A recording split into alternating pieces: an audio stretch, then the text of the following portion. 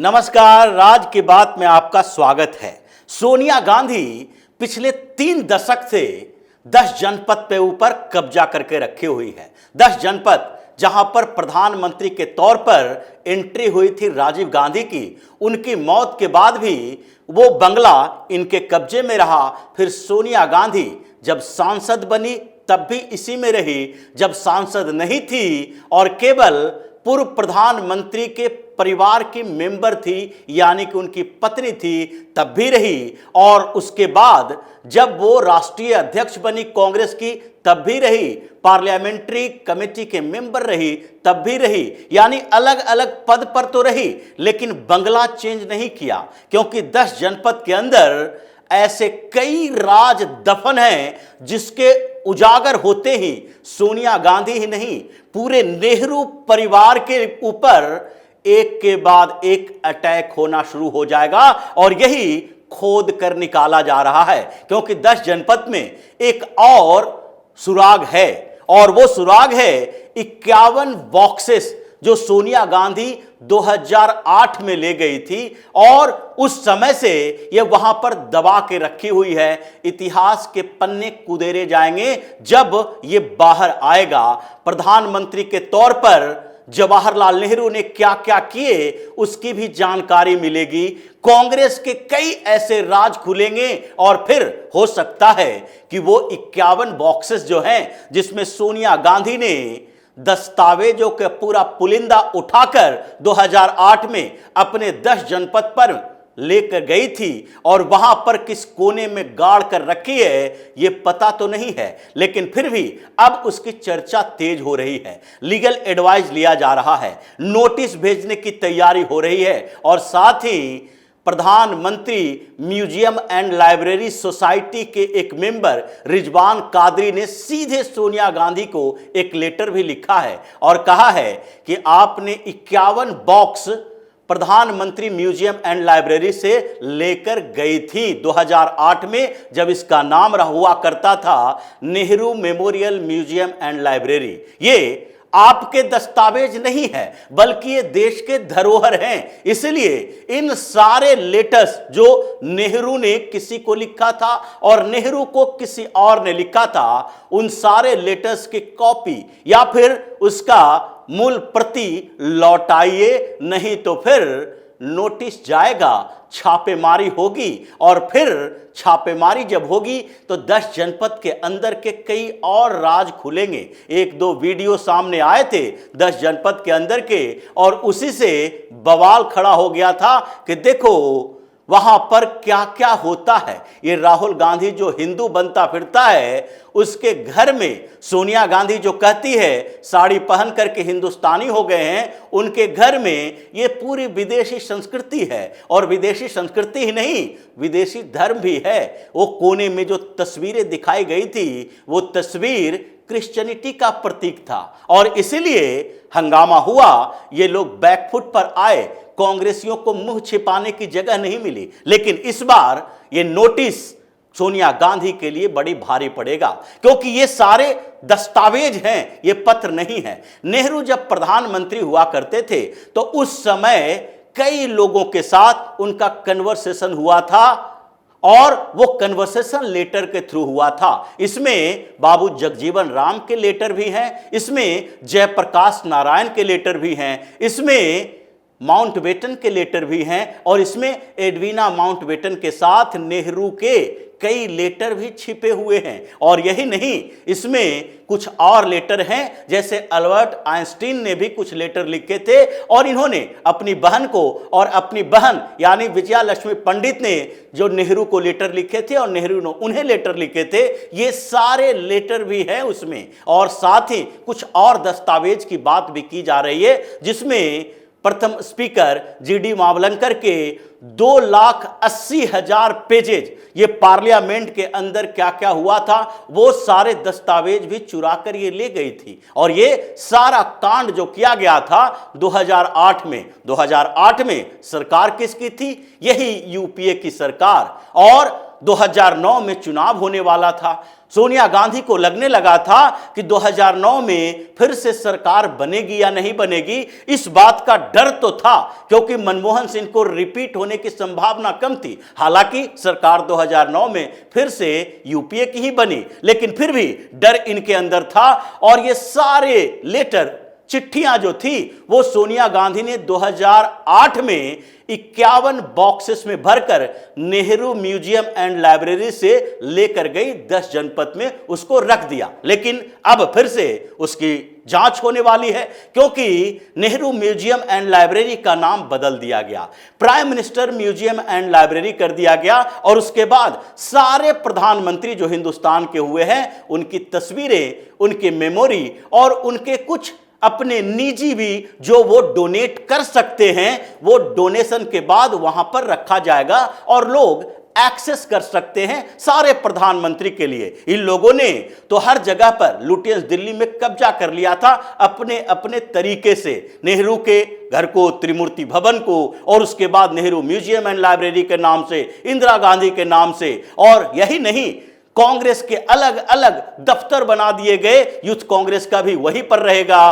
और कांग्रेस सेवा दल का भी रहेगा, यानी नेहरू युवा केंद्र का भी रहेगा। और फिर इन लोगों ने जितने छोटे छोटे संगठन बनाए थे कांग्रेस के, ये सारे जगह पर लुटियंस दिल्ली में इन लोगों ने कब्जा कर रखा था, जिससे धीरे धीरे मुक्त कराया जा रहा है, इन्हें वहां से भगाया जा रहा है। लेकिन ये जिस तरीके से नेहरू म्यूजियम एंड लाइब्रेरी बनाई गई, इन लोगों को लगा ये तो हमारी विरासत है, इसे तो हमसे कोई अलग कर ही नहीं सकता। इन लोगों को तो हमेशा यही लगा है। इसलिए राहुल गांधी कहते हैं कि इंदिरा गांधी उनको जब वो घर में रहते थे तो उनको एहसास ही नहीं हुआ कि ये हमारा घर नहीं है। हारने के बाद इन लोगों को एहसास हुआ तो ये तो सरकारी बंगला है, इसे हमें खाली करना पड़ेगा। लेकिन इनको कभी एहसास दिलाया ही नहीं गया कि ये सारे जो प्रॉपर्टी हैं ये सरकार के नहीं है, ये बंगले सरकार के नहीं है, बल्कि ये तुम्हारा ही है। जब तक तुम जीवित हो तब तक इस पर तुम्हारा कब्जा रहेगा, क्योंकि कांग्रेस पार्टी ये प्राइवेट लिमिटेड कंपनी की तरह है जिसके सीईओ गांधी परिवार के मेंबर ही होंगे, इनके सर्वे सर्वा वही होंगे। और यही स्थितियां थी। इसलिए इंदिरा गांधी ने 1971 में कुछ ये सारे दस्तावेज और कुछ लेटर डोनेट किए थे, वहीं पर रख दिया था, सुरक्षित रखा जाता था क्योंकि पूरा सिस्टम इन्हीं के पास था। लेकिन धीरे धीरे इतिहास उकेरना शुरू हुआ और इन चीजों पर चर्चा होनी शुरू हो गई। और उसके बाद इन लोगों ने देखा कि अब कांग्रेस के खिलाफ, नेहरू के खिलाफ भी इतिहास में कुछ लिखा जा रहा है, क्योंकि पहले तो वामपंथी इतिहासकारों ने कांग्रेस के पैसे से कांग्रेस का इतिहास लिखा, देश का इतिहास नहीं लिखा। जो कांग्रेस चाहती थी, जो ये लोग चाहते थे, वही इतिहास लोगों को बताया गया। और जब धीरे धीरे परत खुलने लगी तो उसके बाद ये बैकफुट पर आने लगे। और अब जब Nehru memorial museum and library का नाम prime minister museum and library कर दिया गया तो फिर इसकी जांच होने लगी। और पिछले 1 साल से जांच चल रही थी, फॉरेंसिक ऑडिट की मांग की गई, फॉरेंसिक ऑडिट भी होना शुरू हो गया कि कौन कौन से ऐसे दस्तावेज हैं जिसको यहां से बाहर ले जाया गया है, जिसे वापस लाना है। और उस जांच के दौरान पता चला कि सोनिया गांधी 2008 में ये सारे लेटर ले गई थी। और ये लेटर उनका पर्सनल नहीं है, क्योंकि पर्सनल अपने परिवार से जो कम्युनिकेशन था उस लेटर की मांग नहीं की जा रही है। यानी अगर वो अपनी बेटी इंदिरा गांधी को लेटर लिख रहे हैं तो वो एक अलग स्थिति है, लेकिन जयप्रकाश नारायण जब लिख रहे हैं नेहरू को लेटर तो वो उस समय की राजनीतिक स्थितियों के बारे में है।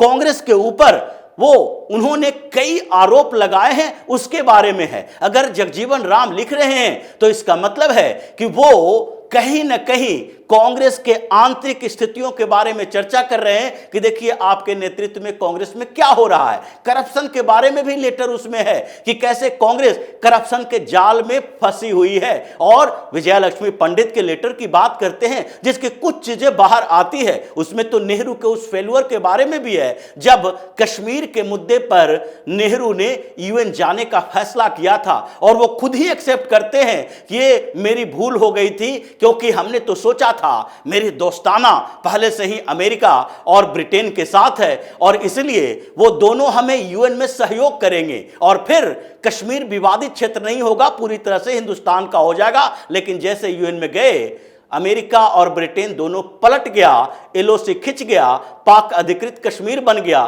कश्मीर का एक हिस्सा पाकिस्तान के कब्जे में चला गया। यह नेहरू की भूल थी और यह सारी जानकारी वही चिट्ठी से मिली थी। ऐसी कई जानकारियां हैं। लेडी माउंटबेटन के साथ नेहरू के लेटरबाजी के बारे में भी जानकारी है और इसलिए पिछले दिनों जब फरवरी में एनुअल जनरल मीटिंग हुई जिसमें नेतृत्व कर रहे थे रक्षा मंत्री राजनाथ सिंह, उन्हें जिम्मेदारी दी गई थी और इस सोसाइटी के सारे मेंबर भी थे, तो उस समय इस बात की चर्चा हुई कि देखिए इतने इतने दस्तावेज यहां से चोरी करके ले जाया गया है जिसे वापसी करनी चाहिए। और इसलिए राजनाथ सिंह ने कहा कि इसमें कुछ इंपॉर्टेंट दस्तावेज भी हो सकते हैं, इसलिए यह सामान्य स्थितियां नहीं है। ऐसे नहीं है कि सरकार एक नोटिस जारी करेगी या सोनिया गांधी उसे वापस कर देंगी। इसलिए आप लोग सबसे पहले इसके लीगल पहलुओं को देखिए कि हम क्या क्या कर सकते हैं और लीगल एडवाइस लीजिए। वकीलों के वो भी बुलाया गया और उसमें ये इस बात के लिए कहा गया, चर्चा हुई कि क्या सोनिया गांधी से रिकवर किया जा सकता है और फिर इस पर सहमति भी जताई गई कि रिकवर किया जा सकता है। अगर एक बार आपने डोनेट कर दिया तो उसे वापस नहीं ले सकते हैं और सोनिया गांधी सरकार उनको कौन रोक सकता था। उन्होंने 2008 में ये सारे बक्से उठाकर ले गए और अब उसको वापस लाने की कवायद तेज हो गई है। इसलिए ये जो हिस्टोरियन हैं इस सोसाइटी के एक मेंबर हैं और वो हैं रिजवान कादरी। उन्होंने सोनिया गांधी को पहले लेटर लिखकर कहा है कि आप वो सारे दस्तावेज हमें दीजिए, हमें उसमें से कई ऐसे पहलुओं पर चर्चा करनी है। कुछ ऐसे दस्तावेज भी उसमें हैं जिससे भारतीय इतिहास जो अब तक जानकारी में रही है उसमें से कई नए सबूत मिल सकते हैं, जिसको ये कहा जा सकता है कि ये इतिहास सही तरीके से लिखा नहीं गया है। नेहरू के बारे में भी कुछ भ्रम तोड़े जा सकते हैं, इसलिए इसे वापस कीजिए और नहीं तो लीगल नोटिस भेजा जाएगा। क्योंकि एनुअल जनरल मीटिंग में रक्षा मंत्री राजनाथ सिंह ने सीधे तौर पर इसके लिए सहमति दे दी है और अब 10 जनपद के ऊपर नोटिस चिपकाया जाएगा। अगर सोनिया गांधी ने आसानी से इसे नहीं सौंपा तो उसके बाद होगा यही कि वहां छापेमारी भी की जाएगी, क्योंकि इस बार prime minister museum and library में जितने मेंबर हैं वो सब इस बात पर अड़े हुए हैं कि हम लोग सर्वसम्मति से ये पास करते हैं कि सोनिया गांधी या तो वो लौटाए या कोर्ट के जरिए समन भेजा जाएगा, लीगल नोटिस भेजा जाएगा और फिर जबरदस्ती उसे 10 जनपद से लाया जाएगा। इसलिए सोनिया गांधी इस बार फंस गई हैं। इन लोगों ने कई ऐसे दस्तावेज सबूत चुराए हैं, अपनी सरकारों के समय में कई सीक्रेट फाइल लीक किए हैं। ये तो धीरे धीरे खुल रहा है क्योंकि इनके राज बहुत समय तक राज नहीं रहेंगे। इसलिए सरकार के स्तर पर जो प्रयास किए जा रहे हैं उससे सोनिया गांधी को लगने लगा है कि अब एक नहीं कई और मामले खुलने वाले हैं और इसी से कांग्रेस के अंदर भी परेशानियां बढ़ गई है। तो इसी तरह की खबरों के साथ फिर से हाजिर होंगे, तब तक के लिए बने रहिए हमारे साथ और देते रहिए हमें सहयोग ताकि इसी तरह की खबर हम आपके लाते रहें। धन्यवाद।